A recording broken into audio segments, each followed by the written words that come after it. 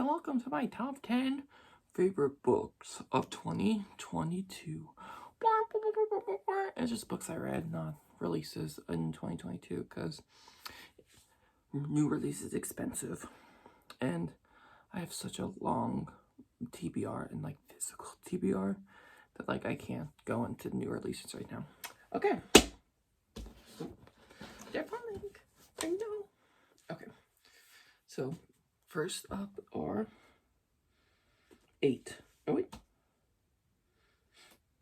7 honorable mentions. First up is The Ghosts We Keep by Mason Deaver. And yeah, I really like this story. It's basically about a non-binary teenager whose brother tragically dies, and they have to deal with that. And it was really good. Really sad. It was sad. And yeah, I recommend. Then Solitaire by Alice Oseman, which is about Tori. I don't know. It's kind of like Tori Springs. If you've seen Heartstopper, it's a sister that always drinking. It's Charlie's sister, and just like her experience, 1 year in high school, or a couple years in high school. I don't really remember the time frame. But yeah, I just really, really like Tori.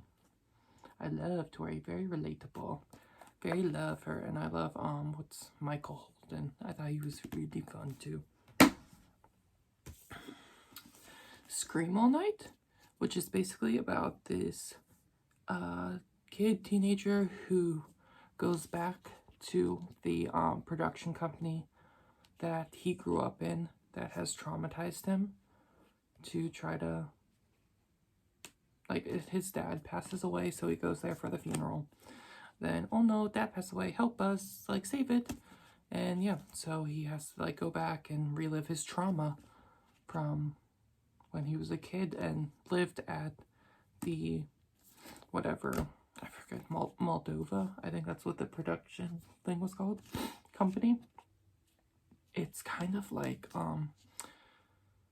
is it Asylum Pictures or whatever, the people that do Sharknado? That's the kind of vibe that production company gives, and they make all the movies on one lot, on one plot of land that all of the actors and production crew and people live in the mansion as well as work there. And yeah, I thought it was going to get spooky, scary, but and people would die, but because it says Scream All Night, but it did not, which was disappointing at first, but I really grew to appreciate it, and yeah, I really enjoyed it.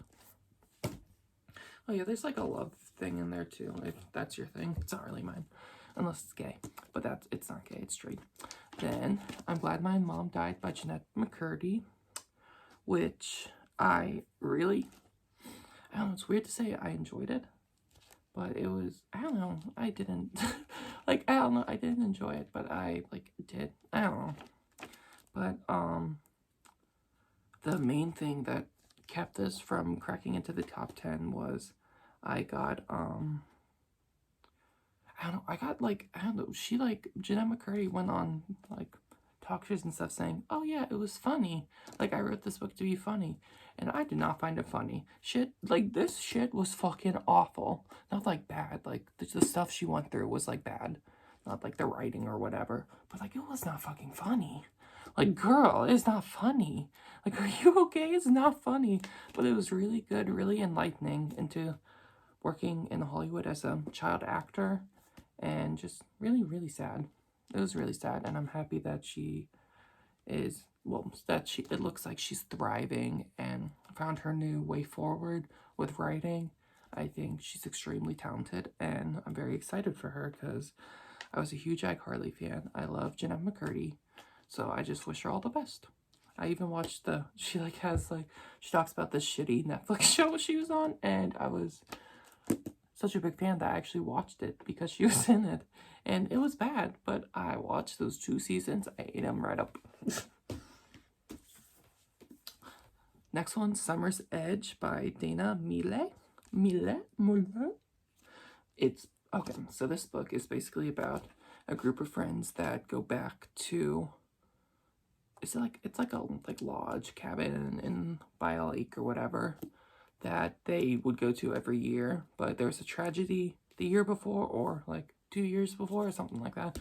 Can't remember exactly. And so they go back, and why do they go back? I think they just go back to like, like keep the tradition, whatever.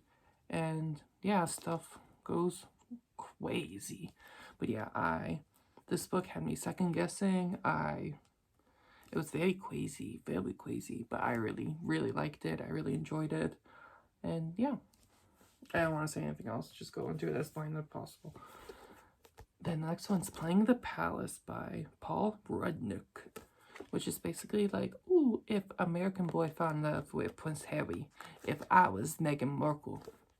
And yeah, but I feel like if you were Meghan Markle with Prince Harry, if the royal family, they're bad in this book, like not like bad, but like unaccepting, but like not as bad as the actual royal family is. And yeah, it was a cute little love story. I enjoyed it and it was gay. Like, I mean, if you throw something gay at me, I'm probably going to like it. The next one is Conventionally Yours by Annabeth Albert. And basically, Conrad and Alden they play this like little silly nerdy card game together in like a GameStop. And then they're gonna go to a convention together. But they hate each other. And then they end up liking each other on the way to the convention because they have to drive across country. And yeah, And I just really liked Alden because I really related to Alden. Not really Conrad. I liked Conrad, but like, I'm not a Conrad. But yeah, and yeah, even though it's a pretty thick book, it did not feel thick. It was like, good. Yeah, I liked it. Okay, now for the top 10.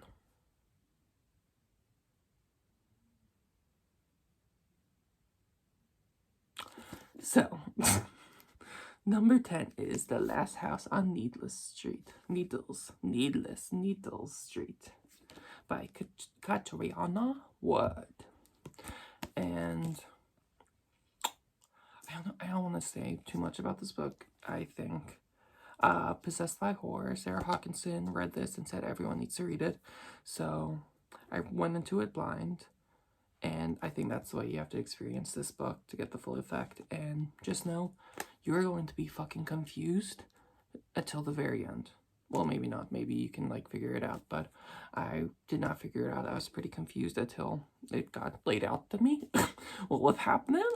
But yeah, so if you're confused, that's how it's supposed to be. And then once you get to the end, everything falls together and makes sense. And yeah, so really like I don't want to say anything, but it's good.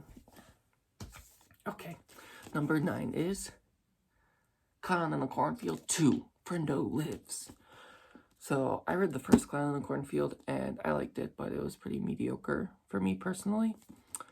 But it ended with something gay, so I was like, oh my god, I have to read the sequel. And then yeah, and so I feel like Adam Cesar was able to build upon the characters that survived the first book really nicely and really developed them, and I really felt that they came into their own in this book, and like I really started to like actually like them. And then there's also a new character named Jerry, who I absolutely love them. I loved Jerry, and yeah, and the story and like what's going on is fucking bonkers, insane, nonsensical, but I don't know, I kind of bought into it. I was like, okay, yeah, not bought into it, like I don't think this would actually happen, but I was like, hell yeah, let's get it.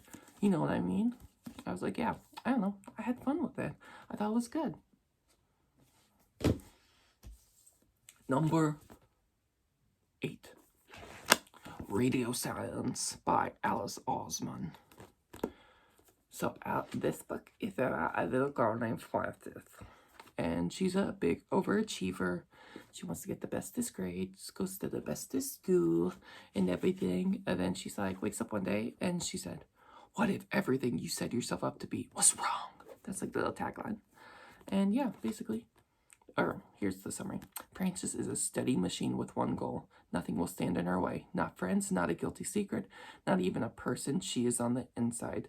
Then she meets Aled for the first time, and Aled for the first time. She's unafraid to be herself.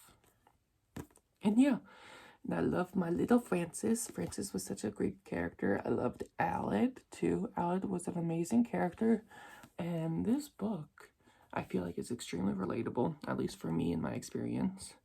Even though I wasn't an overachiever like Frances, but I kind of related to, like, she kind of felt like, I don't know, kind of like lost a little bit, and I really related to that, and I really liked Aled and Aled's story, and this book was not afraid to go deep.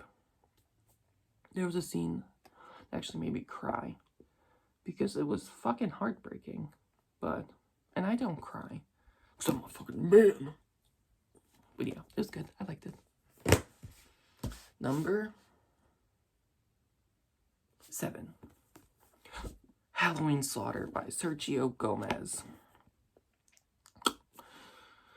So this is the sequel to Camp Slaughter. I think that's what the first one was called. And it's basically like the same story as Clown in the Cornfield. I wasn't crazy about the first book. I thought the characters were extremely lackluster. I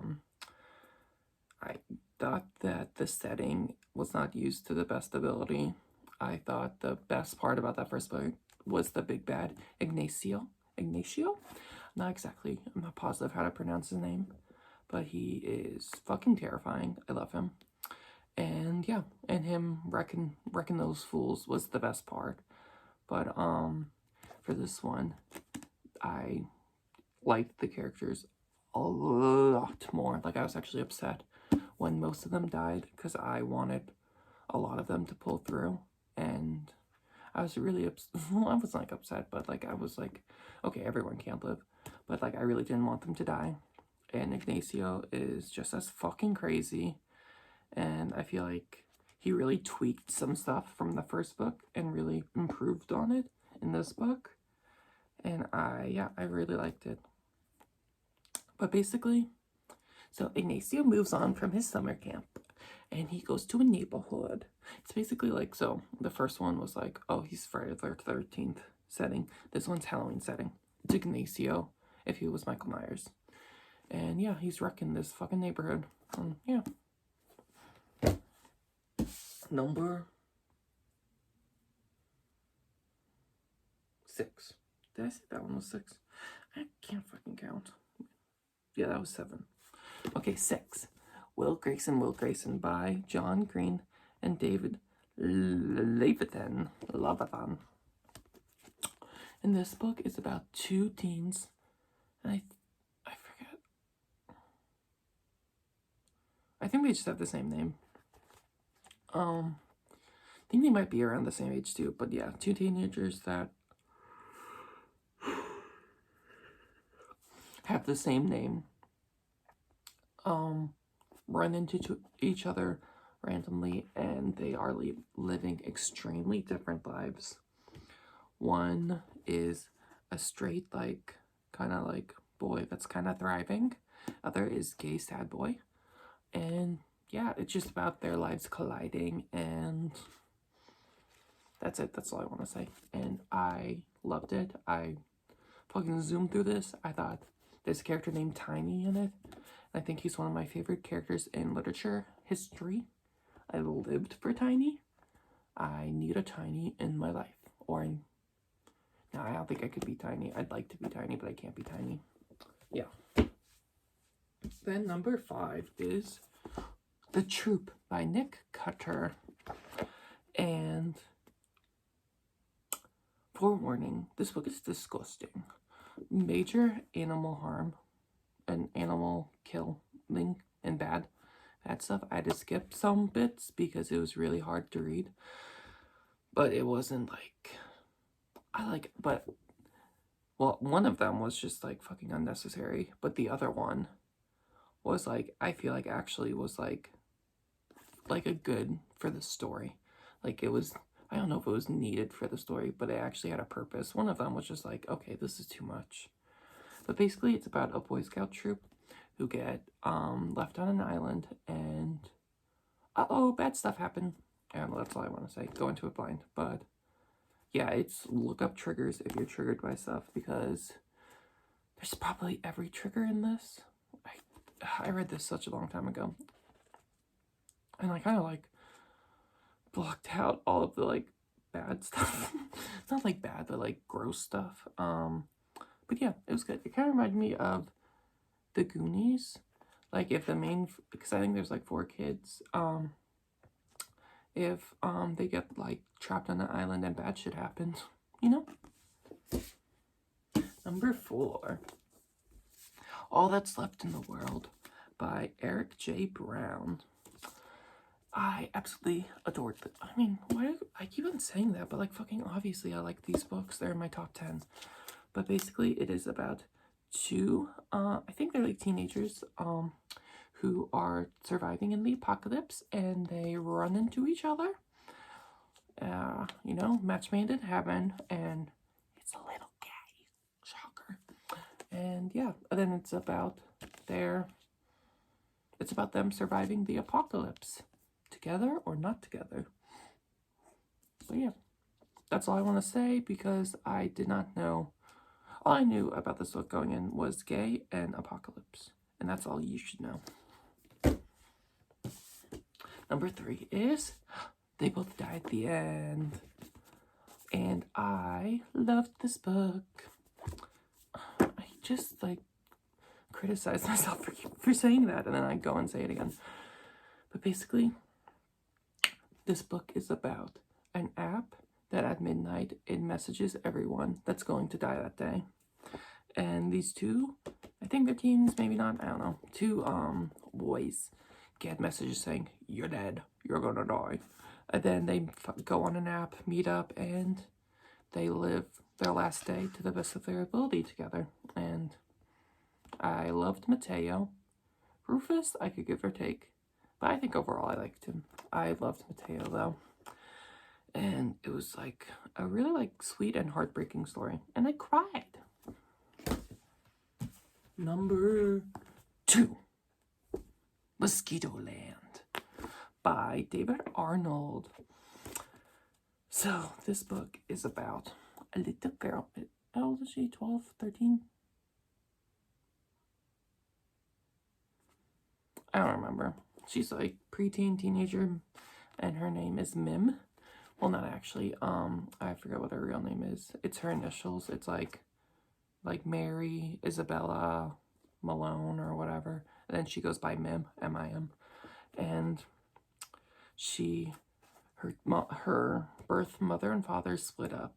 So she lives with her dad and stepmom, and she's basically like, y'all, fuck you, I don't want you, I don't like you, I want to go see my mom, I want to go see my real mom. And then it's about her cross-country, cross-state journey to go get her mom. And there is some deep stuff about how dangerous it is to be traveling alone as a girl, and a young girl at that, which I felt like with the story was extremely necessary to have, because I feel like it would be irresponsible not to. And I thought the side characters were incredible in this book. Like, I could not wait to see who she was going to meet next, or what situation she was going to get herself into. And even though she was very fucking annoying, like, she really got under my skin, Mim. But, like, I don't know, she's a fucking preteen. Like, what preteen isn't annoying? So, I don't know, I was, like, fine with it. And, like, I understood, like, she was struggling. Like, the tagline thing is, Mim Malone is not okay. Like, and, like, she's not okay, clearly, because... And she was just annoying, but, like, I get it. And I still absolutely love this book. I think I read it in a day, which is, like, big for me, because I don't read fast like that at all. Like, this book, this size would at least take me 2 or 3 days. Like, it's almost like it's 42. I think that's what I just saw. And yeah, I read it in a day because I absolutely loved it. And yeah. And now for my number one. Let's see. Can all of the two of you, one of you, zero of you, guess what it is? It was, if you watch Sarah Hawkins' Possessed by Horror, it was one of the books she read and recommended. It's Pen Pal by Dathan Arbach. This book is, like, I feel like for most horror, like, I'm a huge horror fan. Halloween, Scream, Ghostface right there. And, I have Jason on my arm, but, like, I have a jacket. Yeah. And most horror movies or horror literature doesn't spook me or scare me or really do much of anything like that for me. But this book genuinely fucks me up. It's so fucking uneasy and creepy. It's not like scary, it's uneasy and it's creepy as all fucking hell. It's basically about this kid and him growing up and coming to terms with the stalker he has lived with his entire life, and getting answers from his mom about all of his childhood stories that don't make sense. And it just, when you figure out what's going on in each story, it's just like, fuck, dude, like, fuck me, like, for real, like, this, oh my god. Yeah. Okay. So that's my top 10 of 2022. I hope you enjoyed this video. Yeah, that's it. Goodbye!